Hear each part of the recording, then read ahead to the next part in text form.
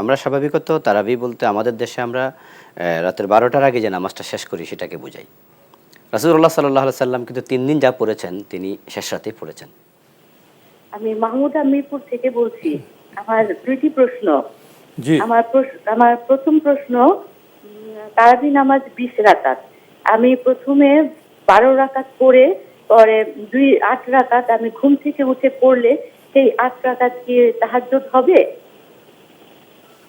12 জি রাকাত আর 8 রাকাত মিলে 20 রাকাত হয়। জি অর্থাৎ জি ঘুমের আগে আমি 12 রাকাত আর ঘুমের পরে 8 রাকাত। জি এই যে ঘুম থেকে উঠে 8 রাকাত পড়লে সেটা কি আমার তাহাজ্জুদ হবে বা এটা কি তারাবির সাথে গণ্য হবে কিনা?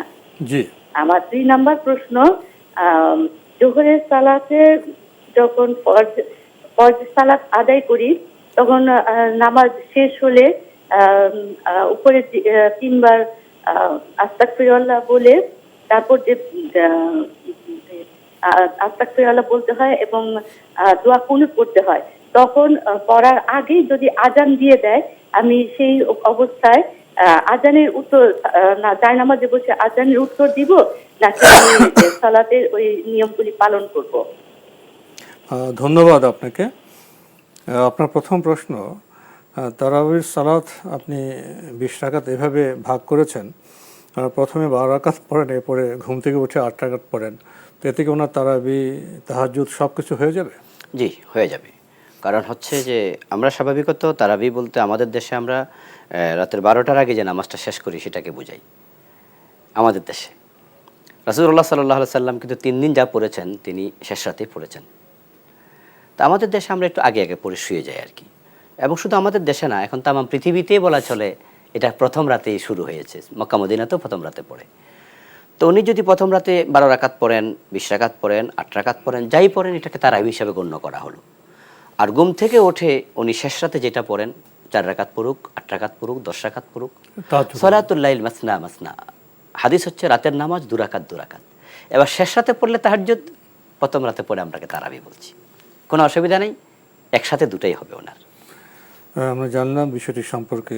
প্রিয় দর্শক, সে আরেকটি প্রশ্ন করেছেন, বেতের সালাতে তো কুনুত পড়তে হয়, তখন যদি আজান দিয়ে দেয় তখন আজানের কি উত্তর দেবেন?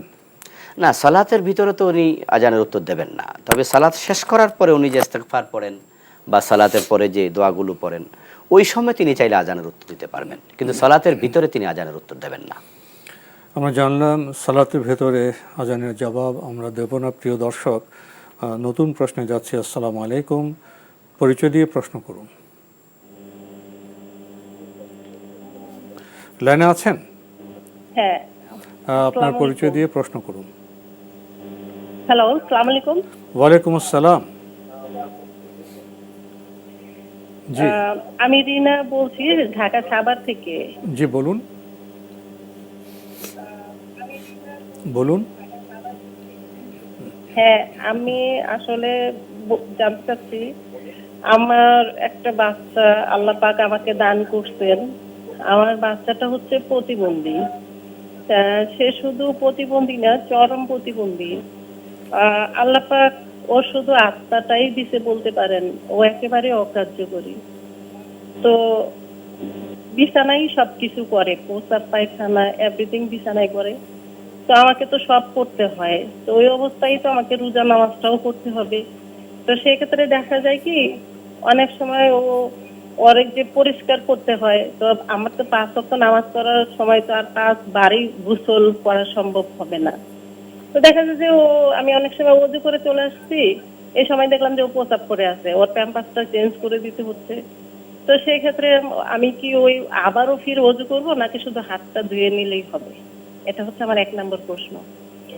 আর 2 নম্বর প্রশ্ন হচ্ছে, অনেকেই বলে যে আমি নাকি অনেক বড় ধরনের কোনো পাপ করেছি, এর জন্য আল্লাহ পাক এরকম একটা বাচ্চা আমাকে দান করছে। আবার কেউ কেউ বলে আমি নাকি আল্লাহ পাকের কাছে খুব করছি, যার কারণে এরকম বাচ্চা দিচ্ছে। আর কেউ কেউ বলে যে না, আল্লাহ পাক আমাকে এটা পরীক্ষার জন্য দিছে। এখন আমি আসলে জানি না কিসের জন্য দিছে। যদি আমাকে পরীক্ষার জন্য আল্লাহ পাক দিয়ে থাকে, আলহামদুলিল্লাহ, আমি নামাজে বসে আল্লাহর কাছে শুকরিয়া আদায় করি। কারণ আমি মনে করি যে আল্লাহ যদি খুশি হয়ে দিয়ে থাকে তাহলে আমিও খুশি সেখানে। আমি জি ধন্যবাদ আপনাকে। আপনি খুবই জীবন ঘনিষ্ঠ একটি প্রশ্ন করেছেন।